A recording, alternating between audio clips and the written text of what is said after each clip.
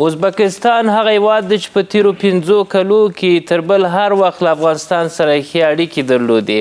اوزبیکستان سیاست له افغانستان سره اقتصاد محوره سیاست چې اسلامي امارت اعلان کړی په همغه اساس مخ ته ځي. کوشش د اوزبیکستان د چارواکو دا وي چې څنګه کولی سي مثبتې اړیکې ولري او د خپلې ګټې د افغانستان په اقتصادي ګټو کې ترلاسه کړي. دا چې اوزبیکستان په تیرو 5 کلو کې د افغانستان دپاره څه کړي دي، د دغه دواړو هیوادونو ترمنځ په ګډ کار کې لاسته راوړنې څه دي، هغه څه چې په تیرو 5 کلو کې ترسره سوي څومره بسنه کوي، وړاندې تر دې باید نور کوم اقدامات ترسره سي. تازه د اوزبیکستان 300 پانګوال افغانستان ته راغلي تر څو دوی د افغان اوزبک فارم غونډې د ګډون دپاره او د دې په څنګ کې دوی د افغانستان په مختلفو برخو کې غواړي چې د سرمایه پانګونې په برخه کې کار وکړي. دا چې د افغان اوزبک فارم غونډې اغیزې څه دي، د دغه پانګوالو راتګ باید په کومو برخو کې تاثیرګذاره وي، دا هغه مسایل دي چې نن په تاودو بحثونو کې بحث پرې کوو. په سلامونو مو هرکلی کوم، زه روح الله علیزی یم، تاسو ته له خپلو 3 قدرمنو میلمنو سره تاوده بحثونه وړاندې کوم.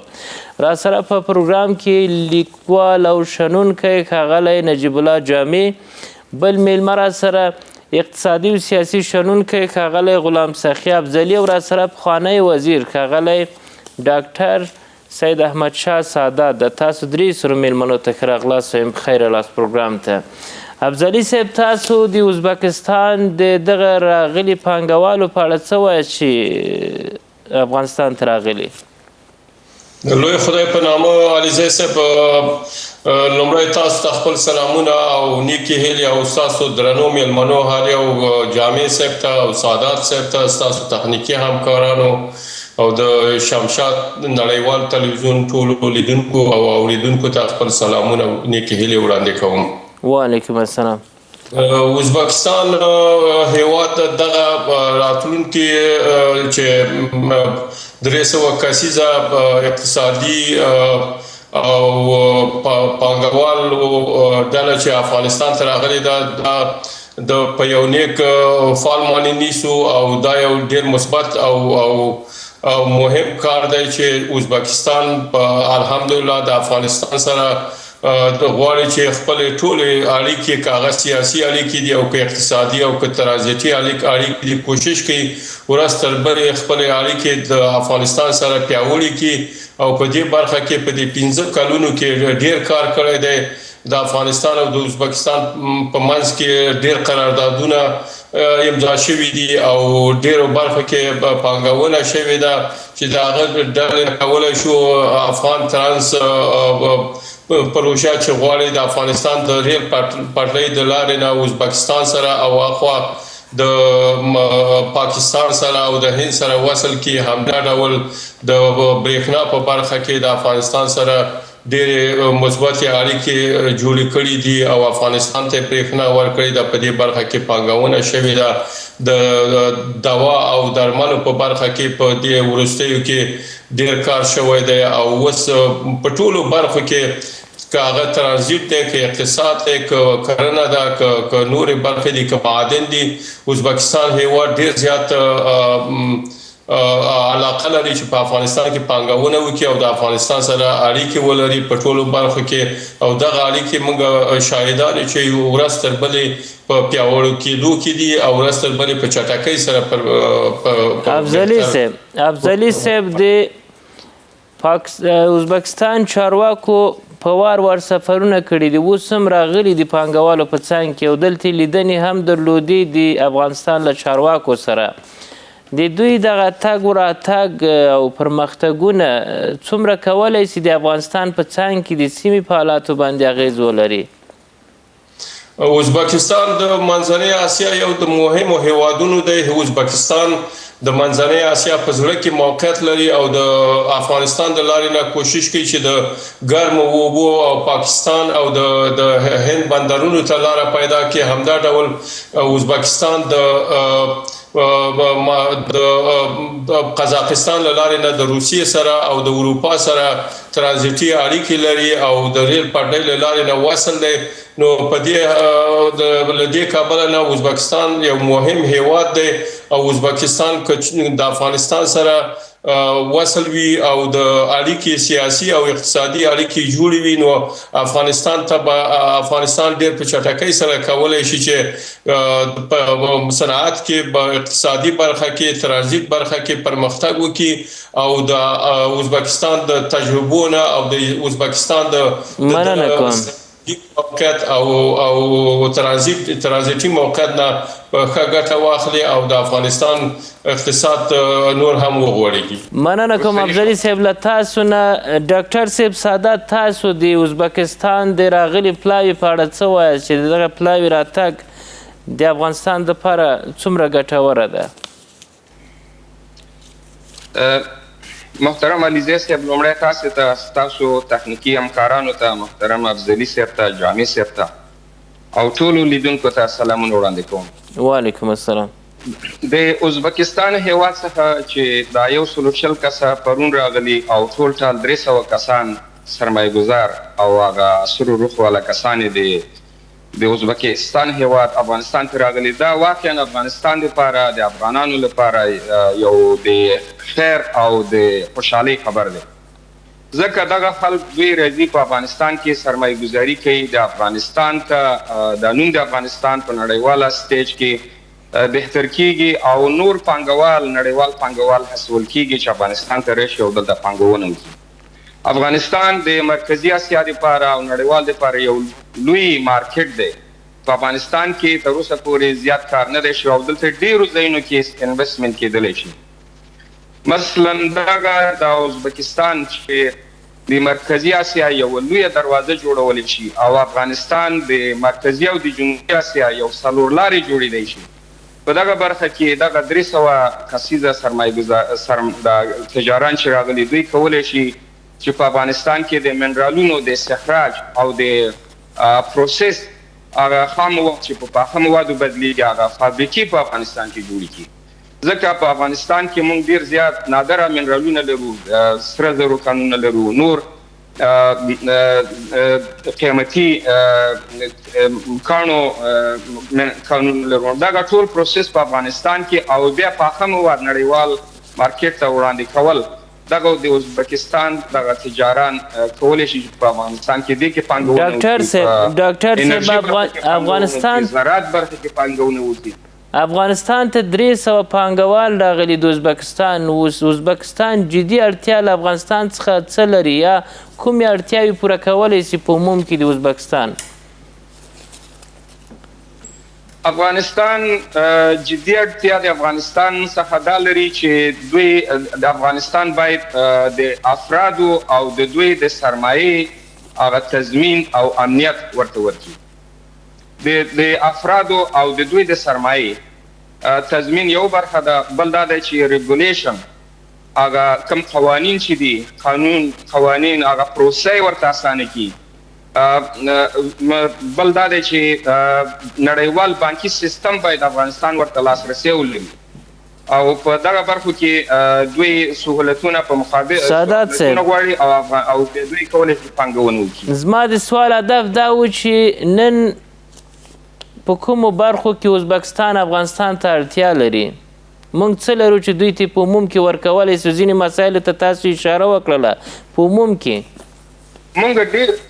موږ ډېرو ځایونو کې، مثلا په زراعت کې، په انرژي کې، د ګازو او د نفتو په استخراج کې او په پروسس کې، د کانو په استخراج په پروسس کې، په طبي موادو کې، په تخنیکي برخه کې، په ایویشن سیستم کې، په د کارګو سیستم کې، د هوایي ډګرونو عصري کولو سیستم برخه کې، د کارخانو په برخه کې، مثلا د سیمټو، د کیمیاوي موادو، د کود کیمیاوي سرې په دغه برخه کې، د اوسپنې فابریکو په برخه کې.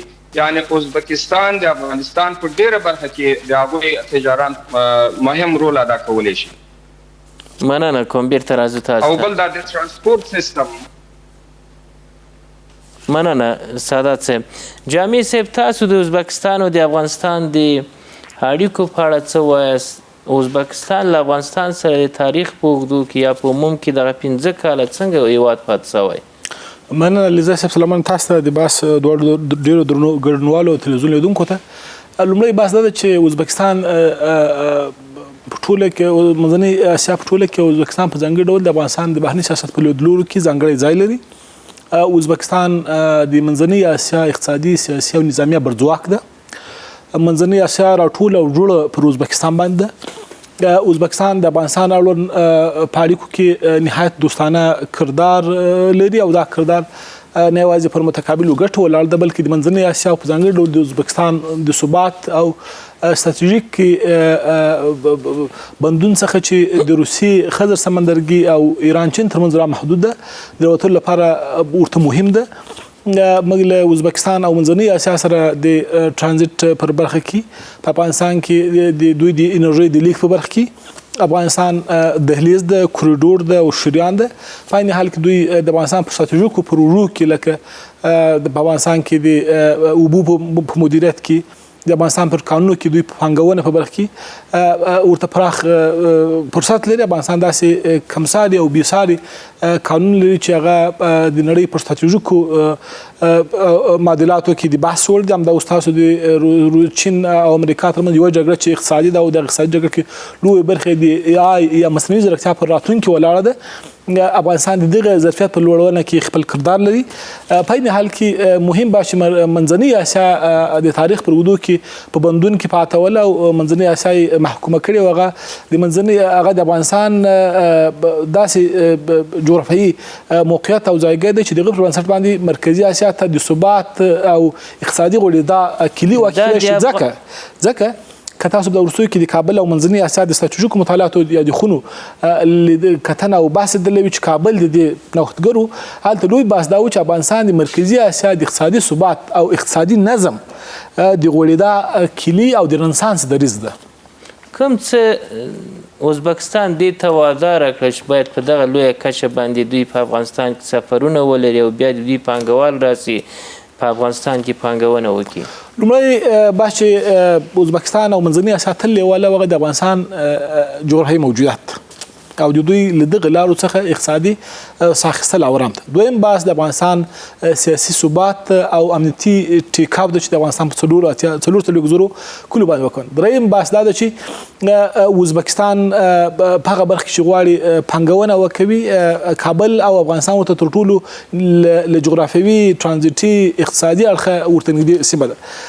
څلورم بحث دا ده چې اوزبکستان پر سیمه کې غواړي د افغانستان د امن او اصول د ثبات ملاتړ له لارې نړیوالو بازارونو ته لاسرسی ولري. مثلا دوی پراخه انرژي لري، دغه انرژي باید سویلي اسیا ته ولاړ شي او دې سویلي اسیا ته تګ یوازینۍ لاره په تېر نیمه پېړۍ کې دا و چې افغانستان په ثبات کې نه و. پنځم بحث دا ده چې افغانستان توانېدلی دی چې مرکزي او منځنۍ اسیا ته په ځانګړي ډول اوزبکستان ته دا قناعت ورکړي چې افغانستان د پانګونې لپاره هم قانوني پړاوونه او بهیرونه جوړ کړي دي، هم په عین حال کې له امنیتي او سیاسي اړخه ثبات لري، هم په عین حال کې د کابل دریځ چې دا د افغان پریکړو او ګټو پر اساس باندې خپلواک ده او منځنۍ اسیا په دې برخه کې خپلې ګټې پاللی شي. څو ځلې په کابل کې د کابل په کوربهتوب سیمه ییزې ناستې ترسره شوې. دغه لاسته راوړنه څومره اړه لري په دغه غونډو کې چې کابل یې کوربهتوب وکړ؟ طبعا سیاسي لابي خبرې راشدر شي او متقابل لور ته دې قناعت ورکول چې د سیمې ستراتیژیکه بقا زما په موجود کې ده. دا د افغانستان د بهرني سیاست اوږدمهاله تشه وه چې موږ ونه توانېدو منځنۍ اسیا د افغانستان پر اقتصادي کوریډور د افغانستان په اقتصادي ثبات کې راښکېل کړو. دا ناستې وي لومړی ځل و چې کابل د دې نوښتګرو چې مرکزي اسیا ته د فکر او مسیر ورکونې په اړه باندې ستراتیژیکو خونو دریځ اوسېږي. په عین حال کې تل د کابل په تېر 15 کاله کې پیغامونه مرکزي اسیا ته دا و چې زموږ پیغامونه پر ګټو ولاړ دي، پر اقتصادي سیاست ولاړ دي، پر توازن ولاړ دي، له نړۍ سره په نښلونو ولاړ دي، مرکزي اسیا په ظرفیت باندې ولاړ دي او افغانستان دغه ظرفیت ته د سیمه ییز نظم له سترګو څخه د ستراتیژیک دریځ په توګه ګوري. همدغه څه و چې اوزبکستان بیا پلاوي راولېږل او طبعا هغوی په میدان او ډګر کې ولیدل چې د افغانستان حالات دې ته برابر دي چې هم پانګونه وسي، هم اړیکې پراخې سي او هم دغه اړیکې داسې لور ته بوتلی سي چې هغه د افغانستان په نړیوالو اړیکو او سیمه ییزو راشدر شو کې اغیزه ولري. درنو لیدونکو دا ملرو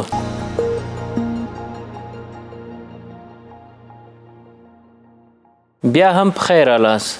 افضلي صاحب، د ازبکستان او د افغانستان ترمنځ باید کوم مسایل وسی چې دغه پرمختګونه نور هم زیات سي، یا په 5 کلو کې دغه اقدامات چې سوي بسنه کوي که مخته باید نور هم تللی وای؟ افغانستان او ازبکستان علیزه صاحب ډیر زیات فرصتونه لري په خپل منځ کې چې نور هم په هغه باندې کار وکړي چې هغه دغه اقتصادي برخه ده او ترانزیتي برخه ده او همدا ډول سیاسي برخه ده. که په افغانستان کې سیاسي ثبات وي، په ټوله منځنۍ اسیا کې سیاسي ثبات شته.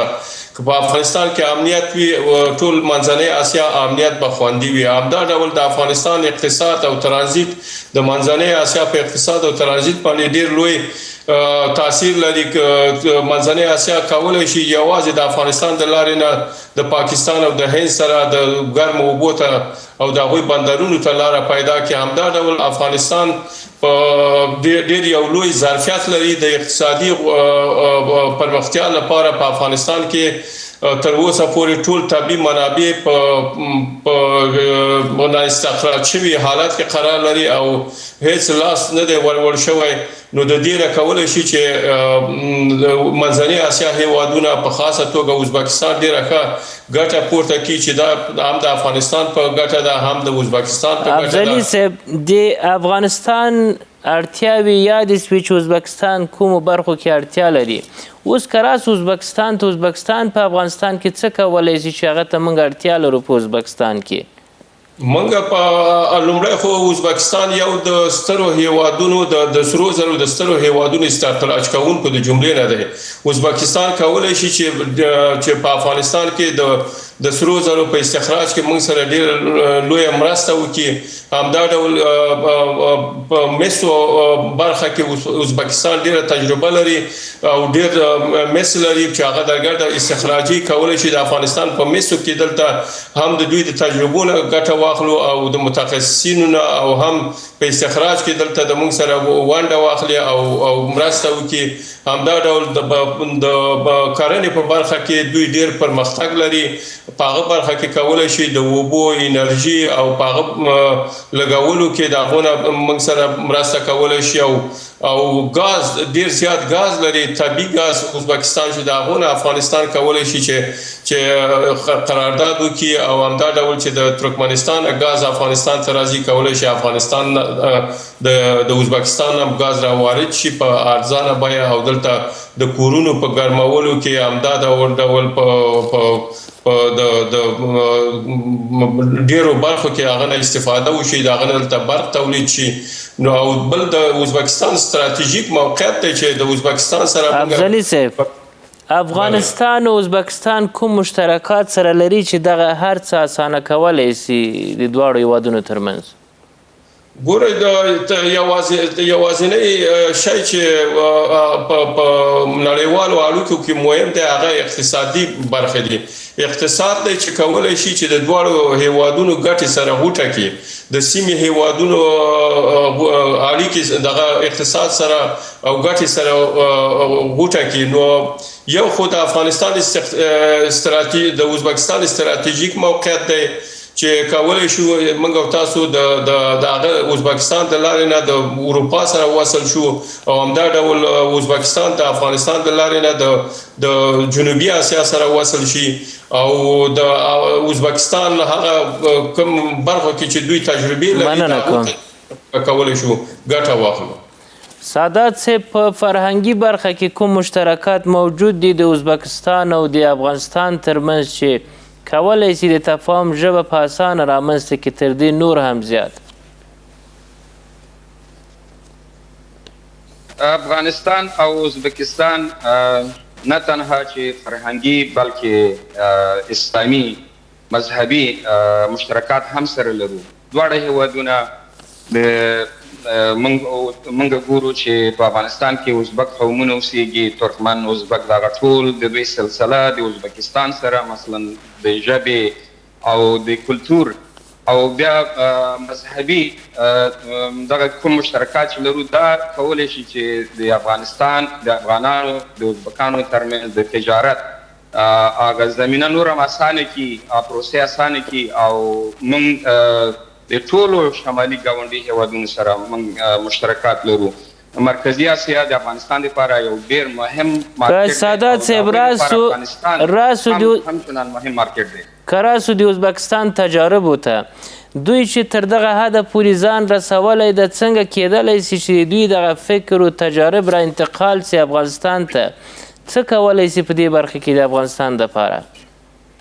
دوی په افغانستان کې کولی شي چې یعنی د افغانستان سره په هره برخه کې دوی مرسته کولی شي، په د نالج یا د هغه کوم چې دوی هغه پوهه لري هغه انتقال هم افغانستان ته کولی شي. دوی دلته انسټیټیوټ جوړولی شي، فاکولټي جوړولی شي، دلته اکیډمي جوړولی شي په آی ټي برخه کې، په طبي برخه کې، په زراعت برخه کې، حتی د آبیارۍ برخه کې. مثلا دوی کولی شي چې د افغانستان دلته موږ ته د آبیارۍ کانالونه جوړ کړي، بندونه جوړ کړي، د اوبو تصفیه خانې جوړې کړي، او بل دا د سیلابونه چې موږ ډېر مشکلات لرو په دغه برخه کې دوی کوم موجود کړي، او د دوی او زموږ کدرونه دلته ټریننګ کړي.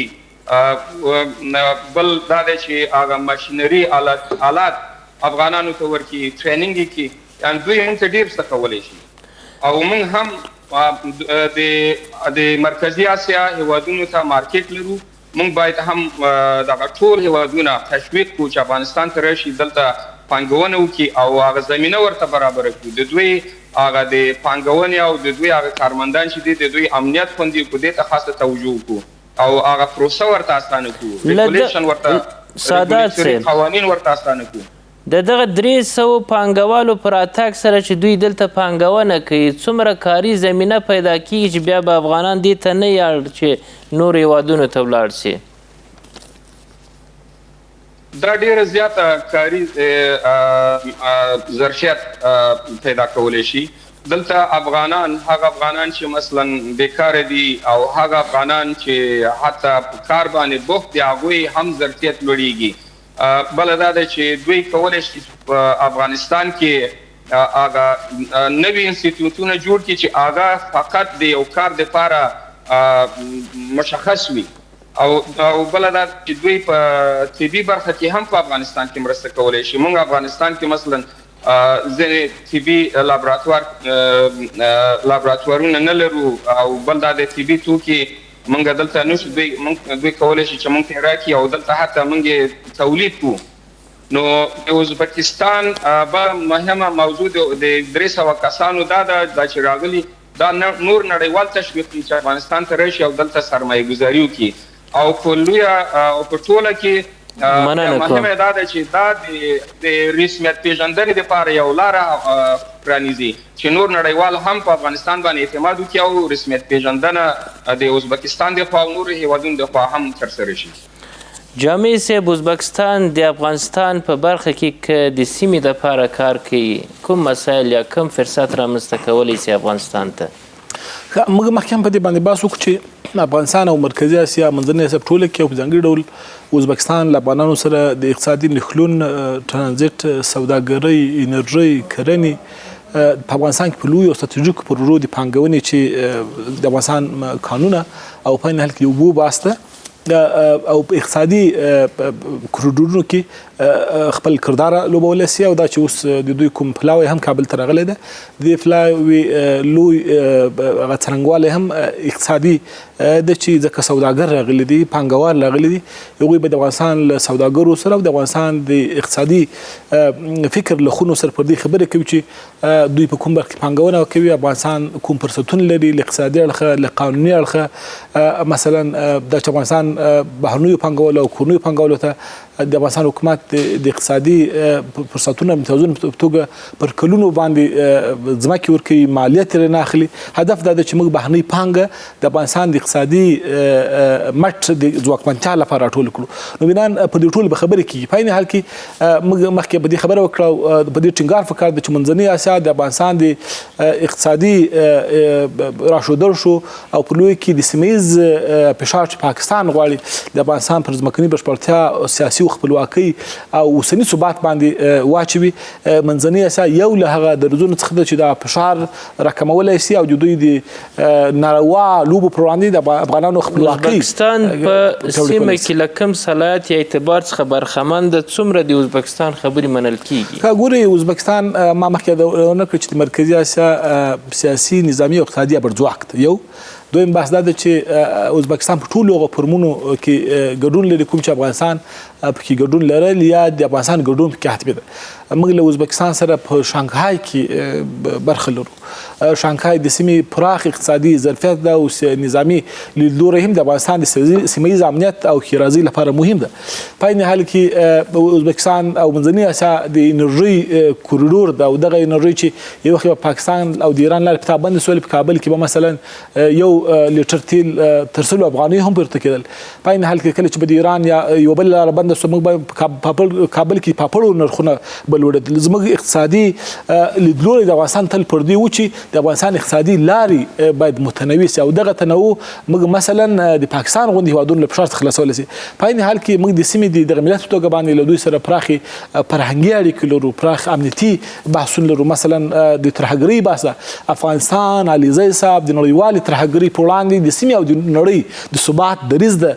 که افغانستان د یو نړیوال د امنیت او سولې د سنګر په توګه ماتېږي، بیا به منځنۍ اسیا د ترهګرۍ او توندلارۍ پر یو خورا سونامي کې راګرځي او دا د دغه سونامي لپاره عملا د افغانستان پر شمال کې هڅې وسولې. ولې د افغانستان وسلوال برلاستیا د دې سبب شو چې په نقطه کې د افغانستان د ثبات او د سیمې د ثبات د هڅې خنثی سي. د جامع صاحب سوال دا ده چې یوې خواته ازبکستان د چې غواړي فرصت رامنځته کړي هم ځان ته هم افغانستان ته، خو د ښو اړیکو په اساس، بلې خواته پاکستان د چې د بې ثباتي او د جګړې له لارې غواړي چې خپل اهداف تعقیب کړي.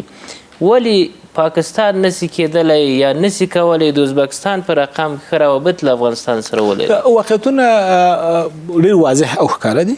لومړی واقعیت دا دی چې پاکستان د ازبکستان خلاف چې ازبکستان د طبیعي جغرافیې تاریخ او هویت برخه ده، ولې پاکستان د دغه جغرافیې د تاریخ او طبیعت برخه نه ده. دویم دا ده چې پاکستان د استعمارونو د مصلحت پر اساس جوړ شو چې ازبکستان داسې یو مخینه نه لري. دریم دا ده چې پاکستان خپل استراتیژیکه بقا په سیمه کې په خپل پوځي رژیم کې ګوري، په بې ثباتي کې ګوري، د ډهلي په نامنع کولو کې ګوري، د بنګلادیش په ګواښلو کې ګوري، تهران ته د سرخوږي په جوړولو کې ګوري، په کابل کې د نظامونو تکفیر له لارې ګوري. څلورمه مسله دا ده چې موږ هلته لویه دایره لرو، له دې څخه هېڅ ډول سترګه د افغانستان او پاکستان پر معادلاتو کې نشي کېدای چې پاکستان زموږ پر نیمه غصب شوي او اشغال شوي خاوره چې فرنګیانو کړې ده جوړ شوی ده. نو پاکستان زموږ د ملي امنیت او حاکمیت په ضد جوړ شوی ده. حال دا چې ازبکستان او منځنۍ اسیا یو هېواد هم، حتی د سیمې یو هېواد هم دغسې مناسبات له افغانستان سره نه لري، بل د پاکستان ټولو رژیمونو هڅه کړې ده چې کابل کې د مرکزي مقتدر باثباته او پر افغاني جغرافیا باندې حاکم او پر سیمه ییزو معادلاتو کې د باکرداره حکومت مخه ونیسي. دوی مثلا د افغانستان له شاهي حکومت سره مخالفت وکړ، د داود خان جمهوریت یې نسکورولو هڅه وکړه، د افغانستان کڼاړخي ګوندونه یې غوښتل چې ماتې کړي، جګړې او سرخوږي ورته رامنځته کړي. هغه تنظیمونه چې په پاکستان کې جوړ شوي وو له هغوی سره دوی جوړ رانغلل. څوک چې هم په کابل کې واک ته رسېدلی د افغانستان د خپلواکۍ، د جغرافیې د ثبات، امنیت له نړۍ سره د افغانستان د خپلواکو اړیکو خبرې کړي، پاکستان د دوی کرنیلان او جنرالان دې پر وړاندې درېږي. حال دا چې موږ له پاکستان سره داسې بحث نه لرو. یوه خبره چې باید یاده کړم هغه ډېره مهمه ده. نن د میوند حماسې 140مه کلیزه ده. نن جولای 20مه د میوند حماسې 140مه کلیزه ده. د دغې کلیزې او دغې حماسي مبارکۍ د افغانستان ټول ملت ته وایم. له نن څخه 140 کاله وړاندې د میوند په سوځنده دښته کې افغان غازیانو د میوند د ملالې ټپو په بدرګه سره انګریزانو ته یوه تاریخي ماتې ورکړه او د افغانستان جغرافي خپلواکۍ او بشپړتیا یې له دغسې تاریخي ورځو څخه افغانان باید کوم ډول تجربه واخلي؟ لومړی دا ده چې موږ تجربه باید دا ترې واخلو چې خپل مرکزي حاکمیتونه ټینګ کړو. دویمه تجربه هم دا ده چې موږ ټولې جګړې او غزاوې په ملي یووالي ګټلې، دا ملي یووالی باید وساتو. دریم بحث دا ده چې په افغانستان کې د افغانان باید ځان جوړونې ته کار وکړي. څلورم بحث دا ده چې موږ کله هم له جګړو څخه راوتلي یو، موږ د ثبات او پرمختګ پړاوونه ډېر زیات په جدیت سره ولي. پنځمه مسله دا ده چې کله هم دلته پردیو یرغلونه کول دلیل یې دا و چې افغانانو ملي بنسټونه نه درلودو. مثلا د وسلوات ځواک ملي بنسټ یې نه درلود، اقتصادي محورونه او بنسټونه نه درلودو، چې تعلیم په برخه کې کمزوري وو موږ ته له دغسې حماسو څخه زده کړه دا فکر ده چې که دغه حماسې غوړ وساتو موږ باید ځان جوړونه تعلیم اقتصادي ښېرازۍ او نړۍ سره نښلون ته کار وکړو. مننه کوم. درنو لیدونکو دمه لرو.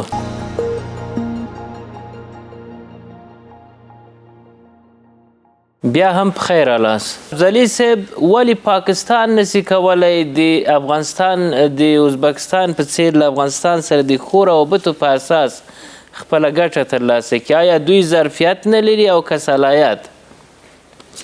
ګوره پاکستان داسې یو هیواد دی علیزی صاحب چې پاکستان د نورو سترو قدرتونو د خوا نه رامنځته شوی دی په 1940 کال کې د امریکا او د انګلیس د ګټو په اساس باندې او هغوی د خپلو ګټو دپاره پاکستان رامنځته کړی همدا ډول لکه چې اسرائیل رامنځته کړي. نو اوزبکستان او د پاکستان په منځ کې ډېر توپیر دی.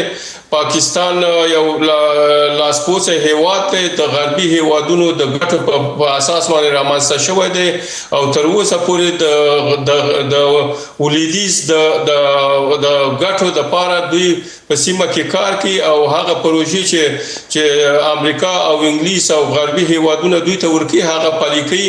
دوی ته خپل ملي ګټې اصلا هیڅ ارزښت نه لري. همدا علت دی چې په پاکستان کې تل ناقراري وي او تل د پاکستان اقتصاد خراب وي او په پاکستان کې اوس کورنۍ جګړې رامنځته شوي دي او د پاکستان اقتصاد په سینه باندې پروت دی. او اوزبکستان چې دی دا یو مستقل هیواد دی خپلواکي په خپل مټ باندې اخیستلې ده او د سیاست مستقل دی. د دوی ته خپل ملي ګټې مهمې دي او د خپل ملي ګټو په بنسټ باندې نور هیوادونو سره جوړوي. د اوزبکستان او د افغانستان ترمنځ باید د اړیکې څومره د دواړو خواو د وګړو په تګ و راتګ کې اسانتیا پیدا کړي؟ مثلا که دوی تر دې حده پورې مخته ولاړ شي چې دغه ویزو ته ضرورت نه وي څومره کولی شي چې دغه فرصت نور هم قوي شي؟ دا ډېر یو ښه سوال دی. دا ډېره مهمه مسله ده چې کله چې اړیکې اقتصادي اړیکې او سیاسي اړیکې د هیوادونو په منځ کې خپل د ښهوالي لوړ کچې ته ورسیږي نو بیا کولی شي چې دوی هغه د ویزې مسله بیخي له منځه ووسي او په خپل منځ کې یو داسې قرارداد لاسلیک کړي چې د دوی وګړي بدون د ویزې نه د پاسپورت په تنها د پاسپورت یا د تذکرې په وسیله باندې تګ راتګ وکړي او دا ډېر مهم دی اوزبکستان ته او افغانستان ته چې دغه مسله باید دوی حل کړي چې زمونږ خلک کولی شي چې هلته د تجارت دپاره لاړ شي په آزاد ډول باندې بدون د ویزو نه همدا ډول د درملو دپاره د درملنې دپاره یا مثلا د سیاحت دپاره او همداسې د اوزبکستان وګړي کولی شي چې د تجارت او د سیاحت یا د نورو کاري فرصتونو دپاره افغانستان ته لاړ شي او راشي. نو دا ډېر افضلي صاحب دغه فرصت څومره د سیمې په کچه لیدل کېږي ضرورت دی چې باید نه یوازې اوزبکستان سره د سیمې سره افغانستان تګ و راتګ یا افغانان دغسې ولري؟ دا د سیمې یو مهم ضرورت دی لکه څنګه چې په اتحادیه د اروپا کې یا د غربي هیوادونو په منځ کې د اروپا نه چې اتحادیه اروپا وګړي امریکا ته سفر کوي هیڅ ویزې ته ضرورت نشته یا استرالیا ته هغه ځای نه راځي اروپایي هیوادونو کې دوی ویزې ته هیڅ ضرورت نه لري بدون د ویزې نه دوی پر کوي. نو دا د سیمې یو مهم ضرورت دی خو بدبختانه چې زموږ په سیمه کې دغه تپل شوې جګړې دغه ټول فرصتونه زموږ نه اخیستي او یو په بل باندې اعتبار نه کوي او هغه باور د هیوادونو په منځ کې له منځه. سادات صاحب د پانګونې په برخه کې دغه پانګوال چې راغلي دي دوی باید لومړیتوب کومې برخې ته ورکړي؟ په افغانستان کې افغانان څه غواړي چې که دوی پانګونه کوي کوم څه باید ترسره کړي؟ په افغانستان کې دغه پانګوال چې راغلي لومړیتوب باید هغه برخې ته ورکړل شي چې افغانان پکې زیات په کار بوخت کېدلی شي. چې هغه په افغانستان کې د پروسس فابریکو جوړول دي. مثلا د زراعت په برخه کې د پنبې د غلو پروسس په افغانستان کې چې هم کاریابي افغانانو لپاره پکې زیاتېږي او هم صادرات د افغانستان ورسره زیاتېدی شي د پاخه موادو. او بل مثلا د کانو په برخه کې که چېرته دوی د کانو استخراج کې دلته فابریکې جوړې وي چې همدلته خام مواد په پاخه موادو تبدیل شي او بیا د پاخه مواد صادر شي چې دغه هم د افغانستان عواید لوړوي او هم چې د ډېر افغانان په کار اخته کېږي. نو بیا په تدریجي ډول نور ډېر ځایونه دي چې دوی کولی شي چې مرسته وکړي چې هغه په تیرو 5 کلو کې سادات صاحب ازبکستان په تیرو 5 کلو کې لوی اقدامات څه کړي دي له افغانستان سره؟ ازبکستان هر وخت کې افغانستان سره مرسته کړې ده. دا چې د افغانستان په داخلي چارو کې مداخله نه ده کړې، دا خپله یوه غټه مرسته ده. موږ ګورو چې زموږ دوه ګاونډیان افغانستان سره ښه نیت نه لري، خصوصا یو ګاونډی زموږ چې هغه په عوض دی چې افغانانو سره مرسته وکړي. د افغانستان همیشه طبیعي غوښتې ده د افغانستان د قلمرو د پاسه د ځمکې د پاسه دوی سیاسي نفوذ غواړي او د ځمکې لاندې د منرالونو او زیرمو ته سترګې خښې کړي دي. دغه ګاونډیان دوی د افغانستان او خپل عمق استراتیژي د افغانستان د تباهۍ لپاره ده د دوی، نو ځکه دوی د افغانستان سره مرسته نه کوي، د افغانستان هغه رغونې لپاره کارونه نه کوي. ځکه دغه سوال چې تاسو مخکې ذکر کړ دغه هیواد او د ازبکستان فرق هم دا دی چې د دوی عمق استراتیژي د افغانستان د تباهۍ لپاره ده. او تاسو ګورو چې هغه که چېرته کمونستان په افغانستان کې او که مجاهدینو او که اوس د طالبانو حکومت دغه د هر یو نظام په مقابل کې دوی چې څنګه ارګ ته راغلي دي دوی ورته ورپسې بیا اخیستي چې لرې کړي او دوی ورسره خپله دښمني سادات صاحب دا دوی افغانستان د دوی نشي زغملی. دوی واضح که چې خلکو ته ورسیږي چې تاسو دوی څوک؟ دا خو همدغه زموږ یو شرقي ګاونډي دی چې پاکستان په اصطلاح د دوی هغه نظامي حکومت په اصطلاح واک ټول د نظامي حکومت د فوج سره دی او د دوی حکومتونه بغیر د فوج هیڅ کار نشي کولی. د دوی هغه ملکي حکومتونه چې فوج ونه غواړي بیرته او خپله دوره نشي پوره کولی هغې د منځه مننه کوم سادات صاحب.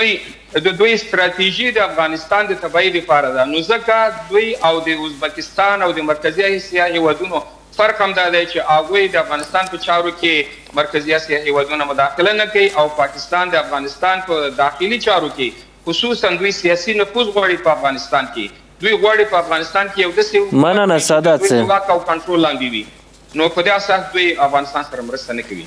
جامع صاحب د افغان او ازبک فورم غونډې په اړه تاسو څه وایاست؟ دغه ډول غونډې کومې اغیزې لري؟ د دې اول پیغام د افغانستان د جغرافیې د ثبات او د افغانانو د خپلواکۍ تایید ده. دویم بحث دا ده چې دغسې لویو پلاو راتګ پر دې معنا ده چې موږ د اقتصادي غوړېدا په برخه کې هم اراده لرو، هم ظرفیت لرو او هم توانمندي د دې شته چې که افغانستان په جګړه کې نه وي او که افغانستان 2 ګامه هم ثبات ته ځي موږ کولی شو سیمې ته د اقتصادي بدلون درسه وسیږو. دریم بحث دا ده چې افغانستان له ټولو سیمې سره د خپل متوازن او اقتصاد محوره سیاست پر بنسټ باندې اړیکې غواړي او دغه اعلامي سیاست یې واقعیت ده. څلورم بحث دا ده چې افغانان خپلې ګټې مهم دي او په عین حال کې د افغانستان ذهنیت د سیمې د اقتصادي نبض پر بنسټ باندې روان ده، ځکه هم منځنۍ اسیا او د منځنۍ اسیا برقدرت ازبکستان پر دې باندې باور لري او له دغه ظرفیت او دغه تنومنځي څخه د 300 سوداګرو او پانګوالو پر کابل ته پر راتګ باندې تایید مهر ولګول. شپږم بحث دا ده چې افغانستان او سیمه په اقتصادي ډګر کې پراخ فرصتونه لري، ثبات رسېدلی شي، کولی شي دلته یو وړوکی اروپا خلق کړي. خو مهمه دا ده چې یو شمېر هېوادونه لکه پاکستان خپلې غلطې ارادې، خپل ناکامه سیاستونه چې پاکستاني سیاستوال پر دې باندې اعتراف کوي دا پای ته ورسوي. تر اوسه پورې منځنۍ اسیا او په لوی کې هندوستان او برازنګۍ د افغانستان له اوسني اقتصادي دریځونو څخه ښه راغلاست کوي خو که د افغانستان پر سویل کې پاکستان خپلې ارادې بدله کړي د سیمه یو خورا ارزښتمن تغیر ته تللی شي. ازبکستان د سیمې ټول هیوادونه هندوستان غواړي چې افغانستان کې ثبات موجود وي، غواړي چې د دغه اوسني فرصت څخه استفاده وشي د ټولو خواوو، ولې پاکستان مزاحمت کوي؟ نن دغه مسؤلیت د ازبکستان او د سیمې دپاره څومره ورګرځي چې باید پرې نږدي چې پاکستان افغانستان او سیمې ته ګواښ متوجه کړي؟ خو د ازبکستان د عملا څرګنده کړه چې ازبکستان کله هم او منځني اس له کابل سره ښې اړیکې وړ دا معنا چې دغه مزاحمتونه نور کارساز نه دي، چې کله دلته د ترهګرۍ د افغانستان باندې د افغانستان د اوسني امن او اصول د ثبوتولو هڅه کیږي، د دوی 300 سوداګر رالېږي، د ولسمشر اقتصادي یا د لومړي وزیر اقتصادي مرستیالو سره. دا په دې معنا ده چې د افغانستان د ټولو دښمنانو د بدو ارادو پر خلاف باندې سیمه د افغانستان پر حقانیت باندې، پر خپلواکۍ باندې، پر بدلون باندې باور لري او په دې کې خپله ګټه بولي. په عین حال کې دا د افغانستان د افغانانو اراده هم ښیي چې زموږ اراده د یو شمېر ورانکارو او بلواګرو هیوادونو او قدرتونو د غلطو سیاستونو قرباني شي کېدای. افغانانو خپلې ملي ګټې پېژندلې دي، افغانان خپل ثبات مهم ده، افغانان غواړي اقتصاد یې وغوړېږي، افغانان غواړي د عزت او عظمت څښتنان اوسېږي. او نن چې موږ کوم تاریخ جوړوو دا تاریخ به له سیمې سره په اقتصادي اړیکو له نړۍ سره د افغانستان د هوښیارو سیاستونو پر نښلولو او د افغانستان پر ثبات کې، پر اقتصادي ثبات کې، پر امنیتي نظم کې د نړۍ د مثبت احتیاط لور ته تګ وي. افضلي صاحب ښه روابط اقتصادي راکړې ورکړې د لویو غټو یا پروژو تطبیق چې د افغانستان او د سیمې ترمنځ، د ازبکستان او د افغانستان ترمنځ هغه ګډې پروژې دي، څومره کولی سي د ترهګرۍ او د بې ثباتۍ په مخنیوي کې اغیز ولري؟ اقتصاد د ټولو دولتي برخو مهمه برخه ده. که اقتصاد په هیواد کې خراب وي، هغه هیواد په هغه هیواد کې ټول ډېرې ستونزې وي، هغه هیواد پرمختګ نشي کولی. نو د دې په خاطر ما چې اقتصاد بهتره وي، باید د هیوادونو په منځ کې اړیکې باید بهتره وي، او همدا اقتصاد دی چې دښمنۍ په دوستۍ باندې تبدیلوي.